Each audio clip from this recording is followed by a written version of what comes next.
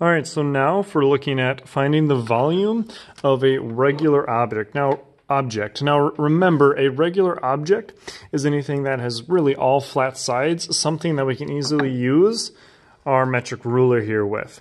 So as long as we can get this on a flat edge, we can find the length of it.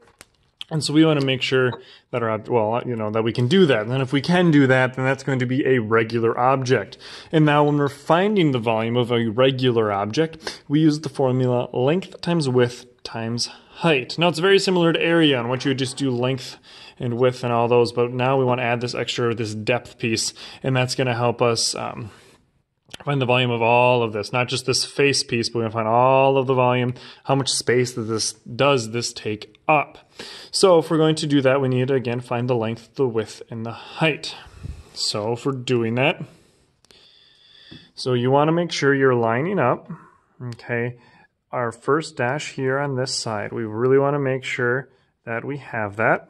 And once you get that lined up, and now since we're using a transparent ruler, it helps a lot to get those lined up. And now when we do that, we can see that this, now if we look real close right there, you can see that it's going to be actually at the second dash. And if you can't see it real well, look at the ones on the side here. We still got 3 left, 1, 2, and then 3 to that 5th one. So we know that there's 2.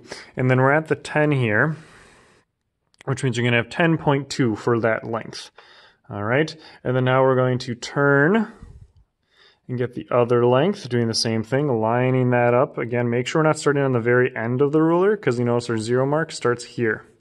And then we're going to look at this measurement, and if we look, this is actually just ever so slightly shorter, as we can now see there's fewer dashes that we got going on here. And we can see that's just at the first one, and so we're going to have 10.1 for that one. And then now we got to measure, okay, now this next little piece on that short side.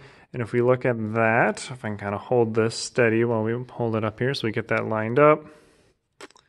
And we should find that that is just past the 1. I'd call it about 1.2 right there. So if we look at our different dimensions, now we can do it in any order. It doesn't really matter. So we have to do 10.1 times 10.2 times, and then our 1.2, which would give us a volume of 123.624, basically 123.6. Now, a couple of things. Now, you notice I haven't said a unit at all, so let's make sure we focus on that, because remember, units are so important. So let's look at what our unit's going to be. We have our value, but now we need to know, okay, what did we measure in? So if we're looking, here's on these, what's kind of tricky, is you see this mm. Now you're just saying, oh, well, that means millimeters. Except that does not mean this is necessarily measuring in millimeters, meaning all these lengths we measured weren't in millimeters. They're actually in centimeters. This mm is actually indicating all those little dashes are millimeters.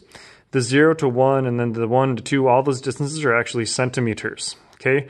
Remember, the guide is a centimeter, is roughly the width of, a thumb. Or for me, I have my fingers a little bigger, so it's a little more. For me, it's a smaller finger. For me, it's about my pinky, actually, is my estimation for my centimeter.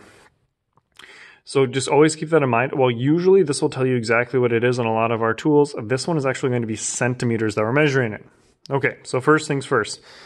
We identified that this is measuring in centimeters, but does that mean that this is going to be 123.6 centimeters?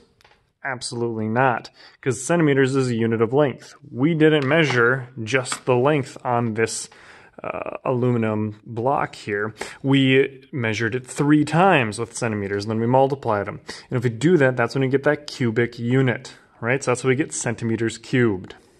So make sure, and that's for when it's a solid object, we'll then have centimeters cubed, because there was a length times width times height. So a centimeter times a centimeter times a centimeter, giving us centimeters cubed, or that, the 3 to the superscript.